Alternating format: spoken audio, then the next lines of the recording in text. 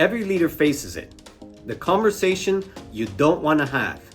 The uncomfortable one. Now you have two choices. You can have that conversation or you can avoid it. Now if you avoid it, the conflict will grow and escalate. As a leader, your job is to walk into the uncomfortable situation, have the difficult conversation while trying to maintain the relationship. So today, I want to talk to you about how to navigate difficult conversations as a leader.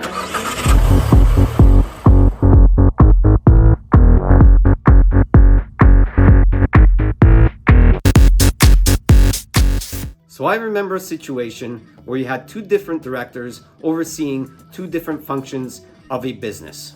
And one director was pushing towards sales strategies, while the other director was pushing heavily towards cost-effective strategies. And the two strategies conflicted with one another. Now, both of these individuals reported into a C-suite executive. And it was that executive's responsibility in this scenario to bring these two directors together so that they could collaborate instead of moving towards conflict. Unfortunately, this particular C-suite executive avoided confrontation at all costs. He tried to sweep the problems under the rug. And the problem with that is when you avoid the conflict and you avoid the confrontation, you can almost guarantee that the conflict will escalate. And in this particular scenario, the conflict did escalate because these two directors frequently clashed with one another. And the conflict, which started out very small, ended up escalating very rapidly to the point where the members of each director's team started to collide with one another. So in this particular scenario, I had to personally get involved as the senior HR professional in this particular situation to, number one, have that difficult conversation with the C-suite executive to address that there was a conflict and that he needed to be involved in addressing it. Now, in this particular scenario, it escalated to the point where the problems were so severe that I actually had to conduct a conflict resolution workshop. So think about that. Think about how something small turned into something unnecessarily big. And because of that, there were stop points and obstacles and silos within the business, all created because of the fact that this particular C-suite executive avoided the conversation. And then on top of it, we had to waste time, money, labor in order to have this conflict resolution workshop. All of this could have been avoided if the difficult conversations would have been had early on. So let me talk to you about some of these simple steps you can take as a leader to have that difficult conversation. So step one is to prepare and not procrastinate. So in the previous video titled How to Make Smart Decisions Under Pressure, I talked about a decision-making framework by which you could get to that final result. So when you approach a difficult conversation, you have to approach it with a similar mindset. So first and foremost, you have to identify what is the issue or potentially what is the opportunity. And then you want to identify what is the result you're trying to get to. So you know what your starting point is and where you want to end. What is the finish line? But in between all of that, you have to actually provide facts. So take the time to provide facts that address what that issue is and where you want to be in terms of the results. What is the gap? Remember in the previous video titled The Leadership Mindset, Closing the Gap, I talked about the fact that there is a gap. So you want to identify what the gap is between where the person is today and where they are expected to be. And again, you want to gather facts to support your position. Now, when you are preparing to meet with an individual and have that difficult conversation, you need to understand in advance that people do not always react in a positive fashion when you are having that difficult conversation. Now, one thing I've learned over the years is that when people are asking for feedback, what they're really asking for is positive feedback. They want you to tell them all the things that they do really well.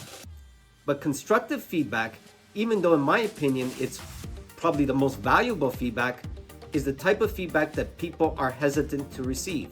So you need to understand that when you are having the difficult conversation with an individual, you need to understand that they will either shut down when you're having that conversation, so they will stay silent, or they will become defensive. So before you even get into the issue or what the opportunity is and what the result is that you're trying to achieve or providing facts, what you want to do is create a safe environment with that individual. So you want to set up the room a certain way where they're sitting closest to the door so that in the event that they do feel uncomfortable, they have the opportunity to exit the room.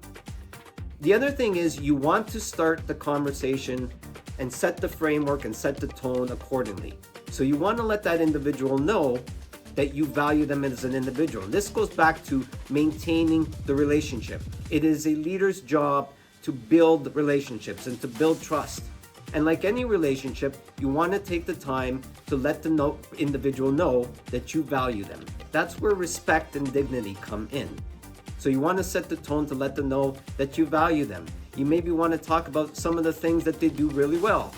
And let them know that every individual has their areas of opportunity. And you can identify that even you as a leader have your areas of opportunity. Again, we talked about in the previous video, the leadership mindset where, we were trying to close the gap, and that the gap always exists.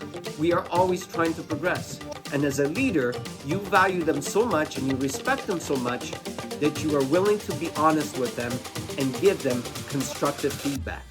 This is not about putting the person down. This is not about being punitive and looking for ways to issue a consequence. But in this scenario, you want to look for ways to give the person the respect that they deserve. And giving respect and building trust in a relationship means that you're going to be honest with the person even when it's difficult. Think about friendships, for example. The best friends you have will tell you the way it is, even when it's the things you don't want to hear. And that's the same as in any workplace relationship. You want to tell them the things they do well, but you also have to be honest enough to have those uncomfortable, difficult conversations. But start it out by keeping it safe. You want to state the facts and not the feelings. So a lot of times when you're walking into this situation, it can be uncomfortable, not just for yourself as a leader, but obviously for the individual receiving the feedback. So you want to try as best as possible to keep the emotions out of it, because I can guarantee you there will be emotions in the situation. You want to be clear on what the facts are. So that's why the way we set this up originally is when you're thinking about what the issue is and what the opportunity is, you want to make sure you have facts to support it. And in this scenario here, you want to make sure you are stating the facts, not your emotions. Keep the emotions out of it as best as possible. And it's also important, and I want to talk about this, is the timeliness issue. When you are addressing an issue, you want to address it as quickly as possible. You don't want days, weeks, and especially months to go by before you finally address the issue, because what will happen is something that is small will grow into something that is really large. It's turning that little hill into a mountain. So you want to address that issue in a timely manner. Now, if the situation happened, for example, today, let's say this person spoke to you disrespectfully. You may not want to deal with it in the moment because the emotions are running high. So take some time to take a walk, to breathe, maybe even let a day pass. But make sure that when you have that conversation, you are working from a place where you are stating the facts and not simply your emotions. Now, I've seen this in a lot of different leaders, where they like to state the issue, they like to state what their expectations are, and then they walk away from the conversation. And that leaves the other person feeling unheard. So it's important. Again, this is a relationship you are trying to maintain and a relationship you are trying to build. So in any relationship, it is important that you listen. It's not just about communicating through talking, but the most important part of this is to actually listen. So for example, I had a situation where a person had their attendance issues, and this particular leader who was addressing the attendance issues expected that employee to be in at 8 o'clock every morning. However, that employee kept showing up on a consistent basis at around 8:15. And when that leader actually took the time to listen to the employee's concerns, the employee revealed that they had a young child that they had to get to school at about 7:45 a.m. and it was becoming very difficult for them to arrive to work at 8 o'clock in the morning. And they could make it for 8:15, but 8 o'clock in the morning became very difficult. So as a leader in that scenario, now that you've listened and you've heard what the employee's concerns are, you have choices you can make. You can take the approach of enforcing that 8 o'clock a.m. start time no matter what, and understanding it could have an impact on the relationship. Or you can be more flexible where you say, okay, you can start at 8:15 going forward, but maybe finish your shift 15 minutes later. However you want to address it, at least now you are armed with the facts, not just the facts that you have, but now you understand the employee's point of view. And that is how you maintain the relationship while having the difficult conversation. In this step, you want to agree on what happens next. What are the next steps? So when you're having this conversation, you don't want it to just go around in circles where there is no conclusion. You want to agree to what are the next steps. What's going to happen? What are the action items that are going to follow through with, that the individual is expected to follow through with? And how are you going to measure? What are the measurements that are going to take place so that you can understand what the success look like? And then set some timelines for follow-up. So if you set some very specific expectations, for example, around attendance, in 2 weeks from now, follow up to see if the attendance has improved or if it remains an issue. And if it remains an issue, obviously you're going to have that difficult conversation and address it. But if the attendance has improved, you're going to still have that conversation and follow up to let the employee know that you respect the fact that they made the changes necessary to meet your expectation. But make sure you set those action items and determine what the next steps are.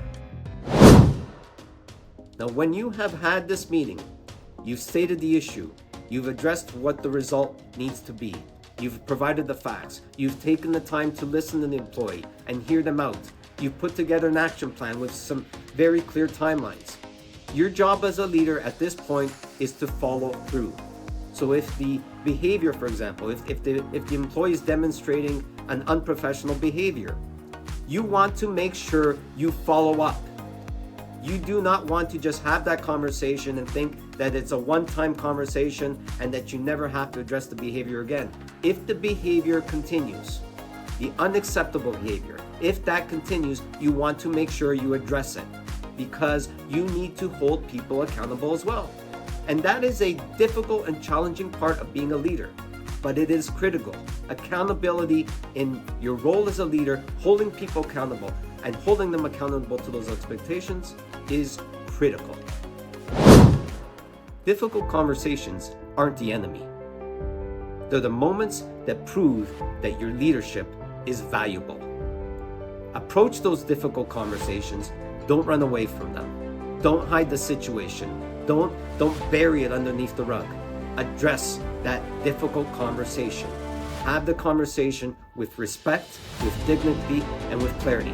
Make sure you have the facts, address the issue, set timelines, set action items, and follow through. Your leadership isn't determined in the good times. Your leadership is determined during the difficult times.